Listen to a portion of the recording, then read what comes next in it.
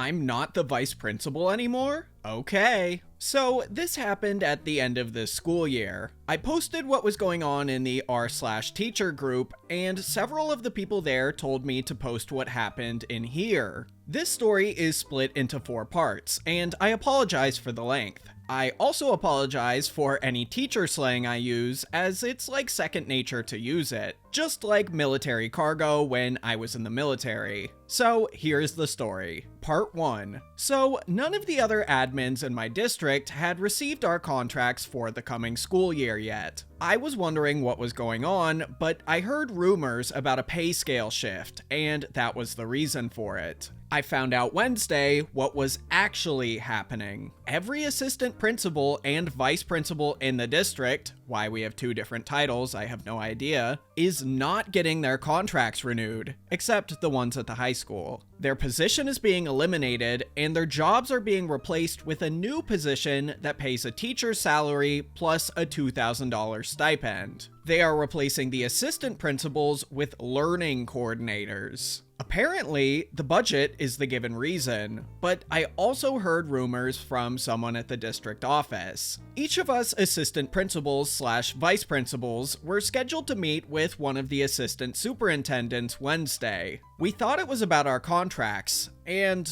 we were correct. When I arrived, the acting superintendent was there with the head of HR. I was told about the elimination of my position, but not the reasons why. I was then given an option for the coming school year. I could go back into the classroom, I could work in the district office, or I could apply and interview for the new positions that are replacing my job. WTF? I wouldn't care one lick if I was told that my position had been cut completely and I needed to go back into the classroom. I love the classroom. I miss teaching full time. However, to tell me to apply and interview for a job I already have is BS. We were told to give the district our answers by Friday, and they would draw up contracts or schedule interviews. Wednesday afternoon, I went to see Tony, who is an assistant superintendent and one of the few decent leaders in the school district. I heard from Tony that there was an internal shakeup, but he wasn't allowed to talk about it or even give me a hint about what happened. However, one of the assistant supers was being reassigned, aka demoted, to being the principal of my current school. My principal was not coming back due to health reasons. The superintendent was released from his contract, and my school's new learning coordinator position had already been filled.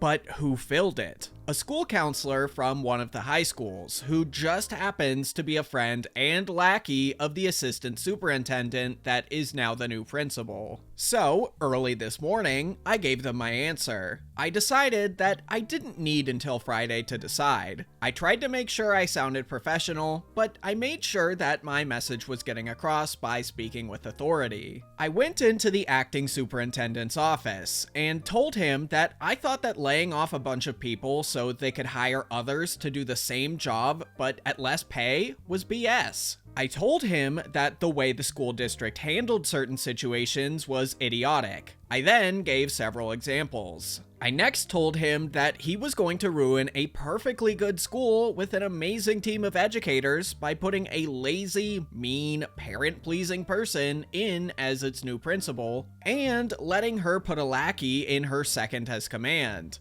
I said that she was as useless as a screen door on a submarine, and as mean as Dolores Umbridge. I finished the 3-minute speech by stating that I will work my butt off and finish the school year strong. I will prep things for the next school year so that the teachers have an easier time. I also let him know I would never work at or recommend the district to anyone ever again. Then I left, letting him know that I expect an amazing letter of recommendation by the end of school day Friday afternoon, since I earned it for my service the past few years. So, what am I going to do now? Well, I called up an old friend Wednesday, who is currently a principal at a STEAM charter school that is part of a chain of charter STEAM schools, and asked if he has a teaching position available. He's been asking me every year for the past 5 years to come work for him. He told me he had 3 openings and I could have my pick of them. So, next year, I will be a, drumroll please, 6th grade teacher, and I am very happy about it. I even get to design my curriculum as long as it meets state standards. I could apply elsewhere for admin positions, but I think I need a break from school leadership. I need to love my work again, like I used to as a teacher. Yes, there were/are many challenges, and sometimes I hated going to work, but I do love being a teacher. I feel bad for my current staff, because the regime change will hit them hard, but there is nothing I can do about it. I wish I could help them. The most I could do would be to take a teaching position at my current school, but then I would be miserable with them and be helpless to do anything to aid them. So, for myself and my daughter, who I love more than anything, I am making the move to a new school and going back to what I enjoy doing, teaching. I am even bringing my daughter to the new school to start next year as a 5th grader. I asked her if she wanted to stay at her current school or go to the STEAM school with me, and she wanted to go with.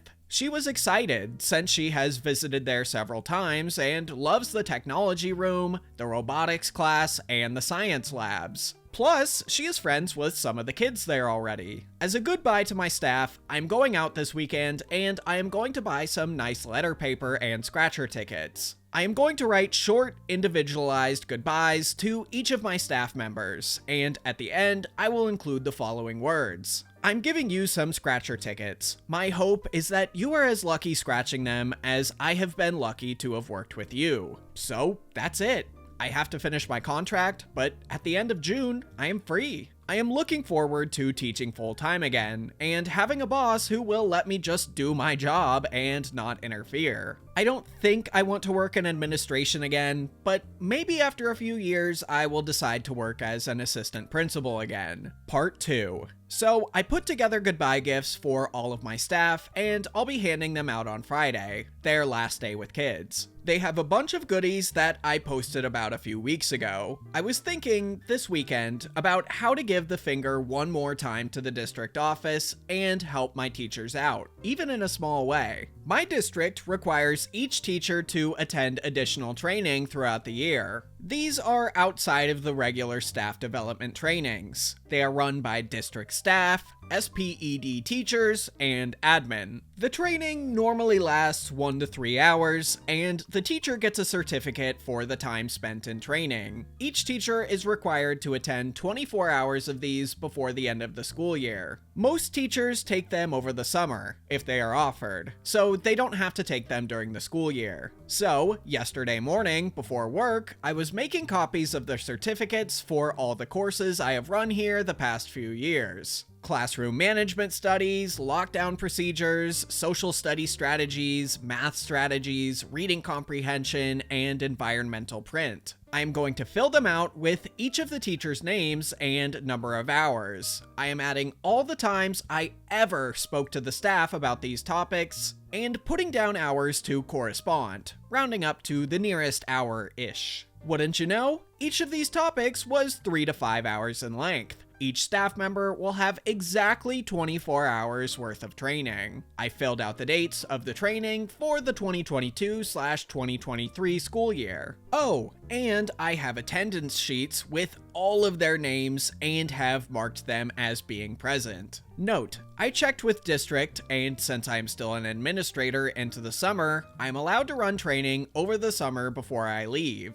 Now they can have their summer to themselves and not worry about taking classes during the school year. They can if they wish, but 99% of teachers here hate the mandatory training hours. I hope the staff likes the present. Part 3. Since Friday, I am no longer a school administrator. I technically have another week to work, but I took vacation during that time because, well, screw them. Now, I spent the last week packing up, giving aid and comfort to my now former staff, and causing problems for the new administrators who are a-holes. Now, besides giving the entire staff a free year from additional training, I wasn't planning on causing any more problems. Just quietly leave and drive off into the sunset, Shane style. But no, apparently I don't deserve a quiet week. The new principal, demoted from assistant superintendent, and her new teacher on assignment, TOA, decided for some reason to be rude to me. There was only one response to that. I aimed to misbehave. How were they rude to me, you ask? First off, they ordered me to hurry up and clean out my office. Apparently, the TOA wanted to start redecorating my office. I was literally told, "Get all your personal stuff out of here ASAP. She wants her office now." I still had a week to work there, and actual work to do. Second, the new principal tried to steal my personal chair and my personal office supplies and decorations. That chair was a gift to me from a friend. I found her just wheeling it out of my office and into hers. My desk supplies and a banner from my wall were stacked on its seat. I told her that it was my personal chair, not the district's. She said, okay. The very next morning, I found it missing. She had moved it into her office after I left for the day. Third, I was given a list of tasks to complete by Friday by the TOA, who is in no way, shape, or form my boss. These were not my job to do, and are, in fact, the incoming admin's duty to complete. Things like put together new staff packets, schedule next year's training, fill out and submit request forms, etc. Finally, I was talked down to every single day by the new admin team. I was spoken to as though I were the hired help and they were the royal B words. Seriously, I speak to a waitress that messes up my order with 20 times the amount of respect that they showed me. They actually tried to get my attention by snapping their fingers at me, like that would work. Note, the new principal also has made some pretty anti-LGBTQ+ comments. I don't like narrow-minded people. So, I decided to do as I was told. I was a soldier, so I know how to follow orders. I removed everything that was my personal property. That included my chairs, decorations, the stress relievers, punching bag, etc., the fridge from the office, and the file cabinets in my office. Yes, I bought government surplus cabinets because I didn't have any. All my files and all of my former principal's files were in there. I had even bought the manila folder I used in it. So I took every piece of paper out of my cabinets, removed them from my labeled folders, and stacked them on the floor into one large pile. There is no order to how they are stacked. I took my chair from the principal's office while she was in a meeting with parents. I just walked in and rolled it out. She stopped talking to the parents to ask what I was doing, and I responded that I was taking my personal property out ASAP as I was ordered to do. I had an old medium-sized fridge I had placed in the office workroom for office staff to store their food in, but it is mine, so I took the fridge. I brought it right out to the front door and loaded it into my truck.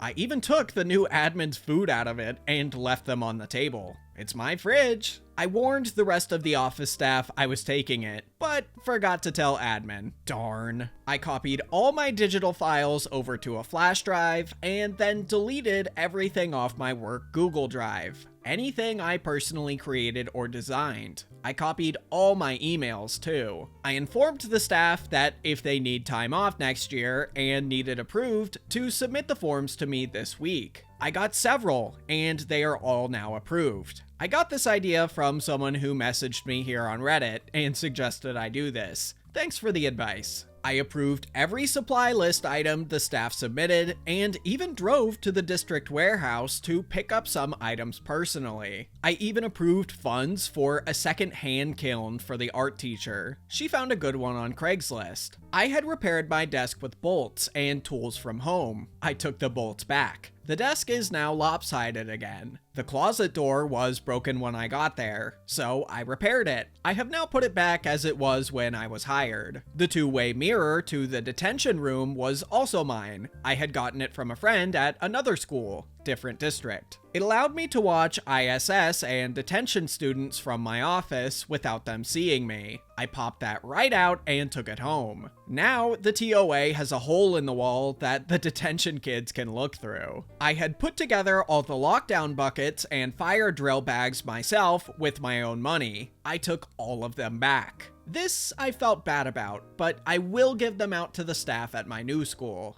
I put a rush order on all classroom and building repairs and have an approved order to have every classroom repainted. I assembled new staff packets and the new school year binders. Besides the basics of what is required, I have included throughout the binders in random places Dilbert cartoons, famous Harry Potter quotes, the lyrics to Nickelback's How You Remind Me, I Kissed a Girl by Katy Perry, All Star by Smash Mouth, and We Built This City by Starship. I also included a map of the area where I marked all the good places to eat lunch off campus, funny Far Side teacher comics, cheesy teacher jokes, the union contact info, crosswords, Sudoku, and word searches, a list of educational lawyers, just in case. I also included in the binder the admin Wi-Fi password for them, since that signal is stronger for some reason. I went ahead and wrote out the training schedule for next year. Oddly, every Wednesday is listed as free time or work in your classroom. I'm sure they will change it, but I don't know when they will find out what it says. I had a master list of donors and partners in the community. It was posted on a whiteboard in my office. I got over 4 dozen businesses and people in the community to help with various things or donate over the years. I spent a lot of my time building relationships with them and making deals. I took a photo of it and then I erased the list.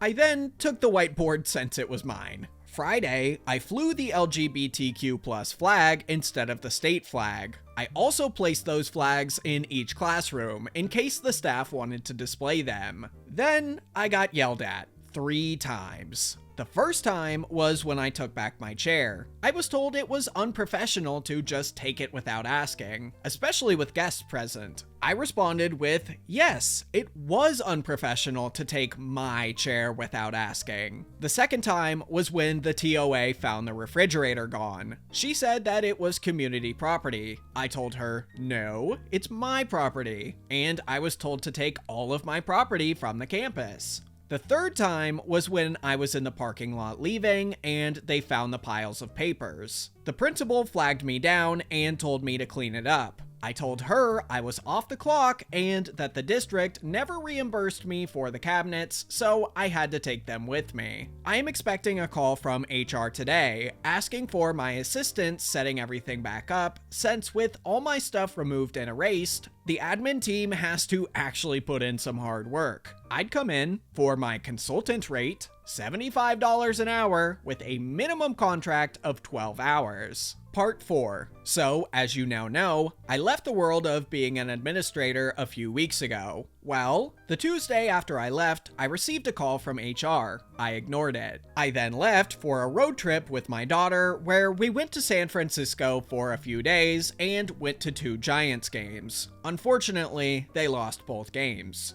While we were on our trip, they called and emailed me at my personal email account. My work one was deleted by them. I ignored the calls and never opened the emails. My daughter and I then went to Disneyland for a few days of fun and then returned this past Friday. I then checked the voicemails and emails. I was asked, begged, and then ordered to come to the HR for important meetings. It is very important that we speak to you as soon as possible, is what they said repeatedly. So, yesterday, I went into the district office, wearing cargo shorts, a shirt I got at Disneyland, and flip-flops. I don't work there, so I don't need to dress up. When I arrived, I was originally treated like a visiting VIP. The HR manager and her assistant tried to butter me up like a Pillsbury biscuit. After a few minutes of them trying to make small talk and me then letting them know I had plans to go to lunch in 30 minutes, they got to the point. They wanted me to turn over a few things I took with me that,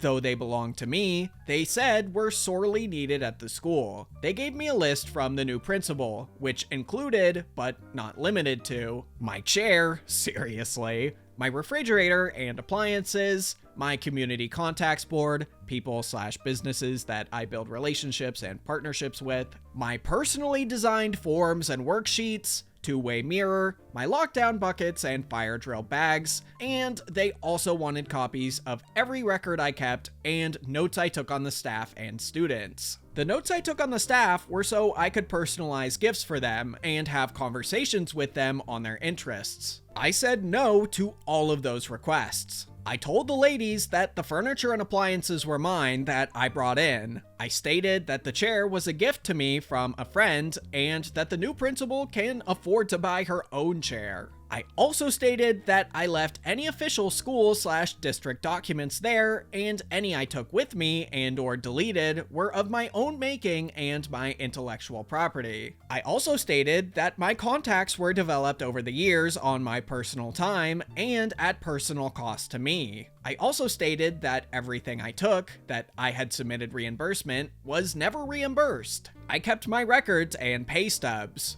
I never saw a red cent from those submissions. They offered to pay me for some of the items, and gave me a rough figure of what the district would pay me to return the fridge, the forms, buckets, bags, mirror, and contact board. I told them that I did not want to hand them over to the new admin team, since they had treated me so poorly. They asked me again, and tried to reason that some of those things could be interpreted as school property. I told them that they were welcome to try and force me to return anything that was legally mine to them, but I would be willing to fight it in court. I also told them that those two new administrators made me uncomfortable, and that their treatment of me could be considered making a hostile work environment, especially when they tried to make me do their jobs for them. I then gave the HR team my lawyer's info. Note: I dated a lawyer after my divorce for a few years, and we are still good friends, and she has offered herself as my quote, forever retained lawyer. That I can use her name and she'd always help me if she could. I rarely use her name, but when I have needed the legal advice, she always comes through. I also help her with physical chores when she or her family needs help. I then wished the lady a good school year in the term to come and left. I doubt I will ever hear from them again. This might be the most, I don't know the word for it, wide-ranging pro-revenge. Like, when Opie got fired, she quite literally started taking apart the school. It just sort of goes to show what happens when you replace someone who actually cares about their job with someone who probably doesn't, aside from maybe the recognition and power. Also, the new principal stealing OP's chair, even after finding out it wasn't school property, was just so scummy. I personally love my chair, and if someone took it, well, I'd be sad. I hope you enjoyed today's video, drop a like, and I'll see you next time.